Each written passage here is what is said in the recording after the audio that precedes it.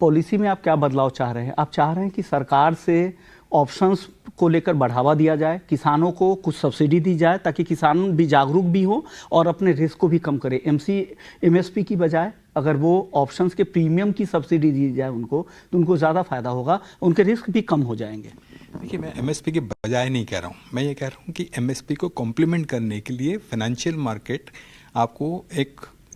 मतलब solution provide कर रहा है या सपोर्ट प्रोवाइड कर रहा है, वो है ऑप्शंस।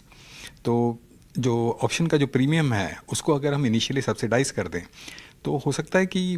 पहले साल या 2 साल उसको सब्सिडाइज कर दे, तीसरे साल से अगर फार्मर्स को या फार्मर प्रोड्यूसर ऑर्गेनाइजेशन को ये समझ में आता है कि ये ऑप्शन अगर मैं खरीद लेता हूँ, जैसे अगर आप स्कूटर या कार खरीदते हैं, आप इंश्योरेंस करवाते हैं, वो इसलिए कि स्कूटर का या कार का एक्सीडेंट होगा तो अपनी जेब से पैसा नहीं लगेगा, जो छोटा प्रीमियम 5-10% उसमें आपको पूरा खर्चा निकल जाता है। तो किसान को जब ये समझ में आ गया कि मेरी प्राइस रिस्क जो है वो इस ऑप्शन से कवर हो रही है, तो हो सकता है कि 2 साल के बाद उसको कोई